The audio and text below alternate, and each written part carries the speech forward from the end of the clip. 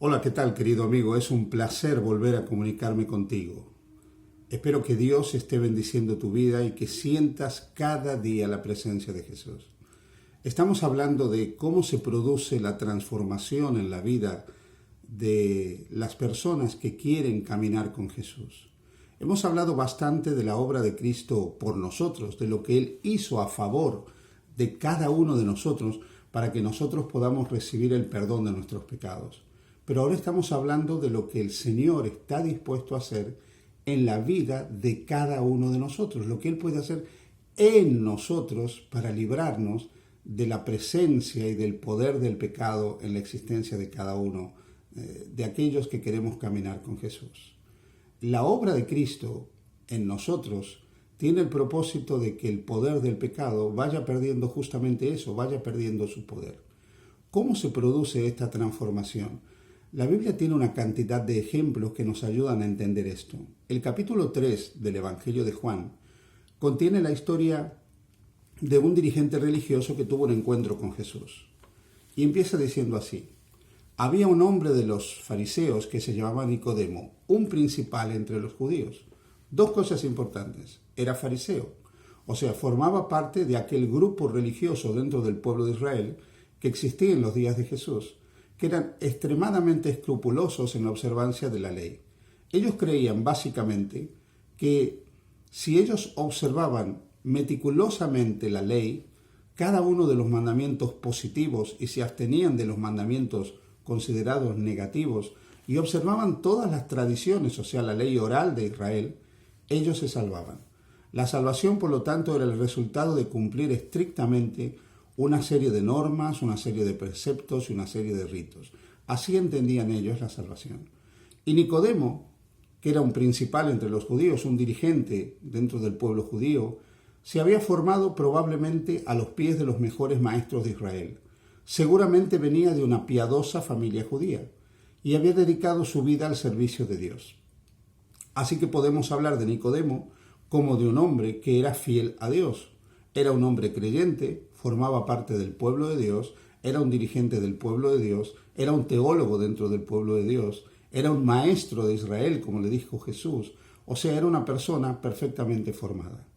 Y ahora él viene a Jesús para hablar con Jesús y le dice a Jesús, este vino a Jesús de noche y le dijo, sabemos que has venido de Dios como maestro, porque nadie hace las señales que tú haces si no está Dios con él.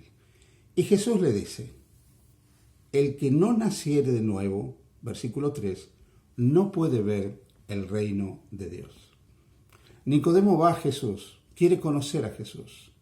Y lo primero que le dice Jesús a Nicodemo es, Nicodemo, si no nacieres de nuevo, no puedes ver el reino de Dios. Querido amigo, querida amiga, hermano, hermana que me escuchas, aquí hay un punto fundamental.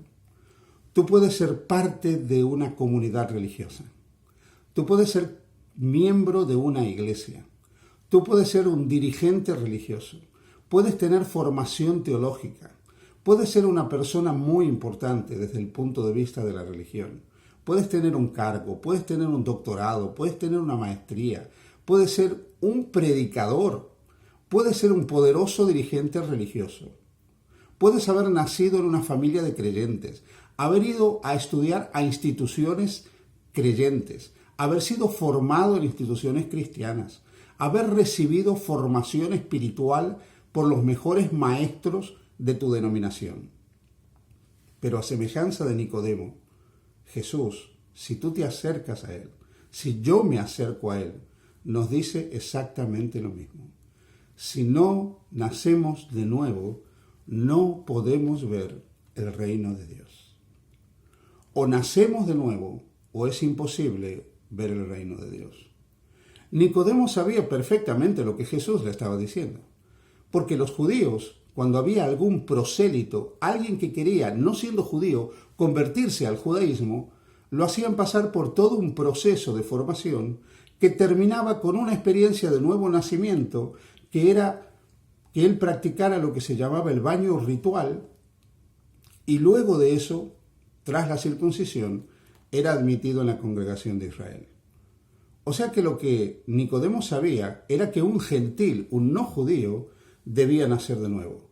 Pero que le digan a un judío formado ante los mejores maestros de Israel, siendo un dirigente religioso de Israel, siendo un escrupuloso observador de la ley, que tenía que nacer de nuevo, era tremendo. Por eso Nicodemo quiere eludir la respuesta de Jesús y le dice, ¿cómo puede un hombre nacer siendo viejo? Y Jesús vuelve a insistir. En el versículo 5 Jesús enfatiza de nuevo esta idea y le dice, el que no naciere de agua y de espíritu no puede entrar en el reino de Dios.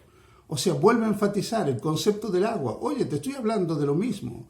Te estoy diciendo que si tú no te das cuenta que no eres mejor que un pagano, no eres mejor que un gentil, no eres mejor que un incrédulo, tú no puedes ver el reino de Dios. Y eso el Señor te lo dice a ti y me lo dice a mí.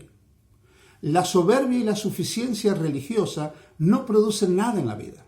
Nosotros podemos creer que somos muy importantes porque formamos parte de determinada denominación, o porque tenemos determinada formación teológica, o porque somos líderes en determinada denominación. Pero lo que nos está diciendo el Señor, a menos que tú comprendas que no eres mejor que un incrédulo, a menos que tú comprendas que no eres mejor que un pagano, tú no podrás ver el reino de Dios. Tú necesitas experimentar un nuevo nacimiento.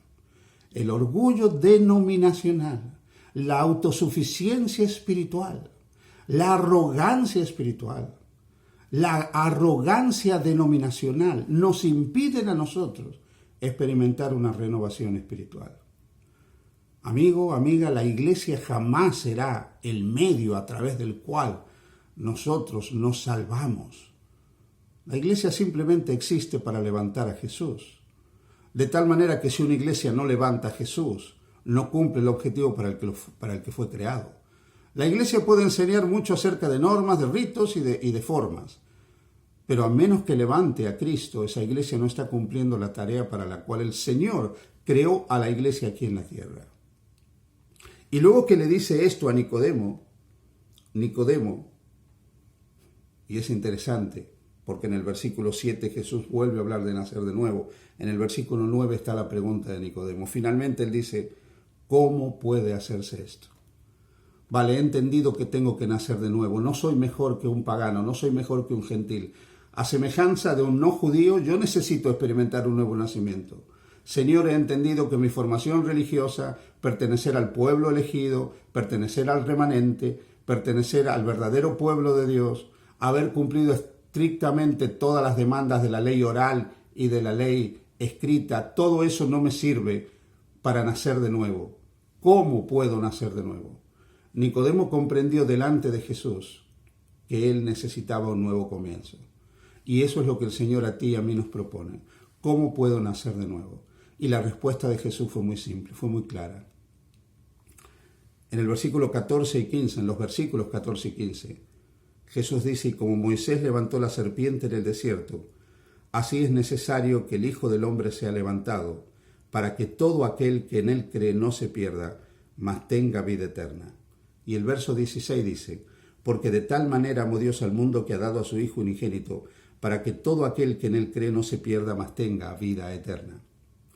En el libro de Números, en el capítulo 21, nosotros encontramos la historia del pueblo de Israel peregrinando por el desierto y en un momento estando en un lugar lleno de serpientes. Y las serpientes, esa plaga de serpientes, mordía a los israelitas y ellos morían por el veneno de la serpiente. Entonces Dios le dijo a Moisés que hiciera una serpiente de bronce y la pusiera en un asta y la levantara a la vista de todos los israelitas que estaban mordidos por la serpiente. Y le dijo que miraran a la serpiente, y el que mirara a la serpiente, que es de bronce, viviría. Querido amigo, querida amiga, hermano o hermana que me escuchas, esa serpiente de bronce que fue levantada en el desierto durante el peregrinaje del pueblo de Israel era un símbolo de Jesús. De ese Jesús que sin ser pecador tomaría la naturaleza humana y recibiría la carga de la culpa de nuestros pecados. De ese Jesús que a pesar de ser perfecto, inmaculado, se identificaría de tal manera con el mal que se utilizaría el símbolo del mismo autor del mal para representarlo a Él. Esa serpiente representaba a Jesús levantado entre el cielo y la tierra para salvar al hombre. Y se le invitaba al pueblo de Israel a mirar a esa serpiente de bronce y vivir. El que miraba y creía vivía. El que no miraba moría. Un israelita podía discutir o cuestionar si podía funcionar o no lo que le estaba diciendo Moisés que hiciera. Mirad a la serpiente de bronce y viviréis.